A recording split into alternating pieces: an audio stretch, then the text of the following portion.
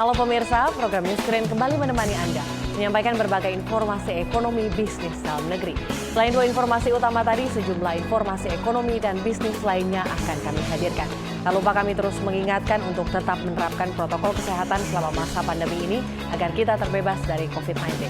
Bersama saya, Kezia 7, inilah Newscreen selengkapnya.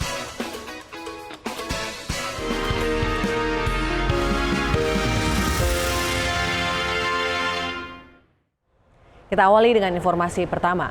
Presiden Joko Widodo meminta kementerian, lembaga, serta pemerintah daerah untuk mempercepat realisasi belanja APBN dan APBD, khususnya belanja modal dan sosial.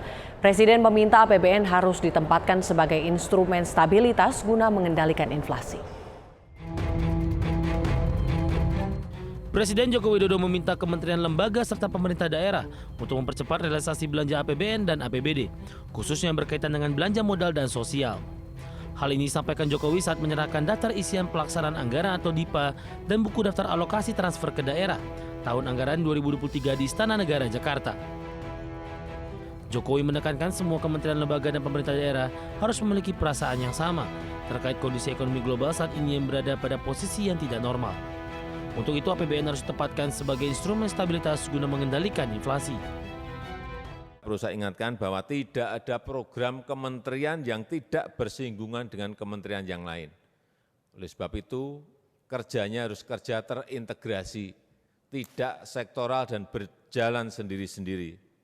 Untuk pemerintah daerah, gubernur, bupati, dan wali kota, saya minta perhatikan dari waktu ke waktu, dari jam ke jam, pergerakan angka inflasi di daerah masing-masing. Ini penting sekali. Ini momok semua negara, inflasi. Jokowi meminta APBN 2023 akan difokuskan pada 6 kebijakan, yakni penguatan kualitas SDM, akselerasi reformasi sistem perlindungan sosial untuk melanjutkan pembangunan infrastruktur prioritas, khususnya infrastruktur pendukung transformasi ekonomi.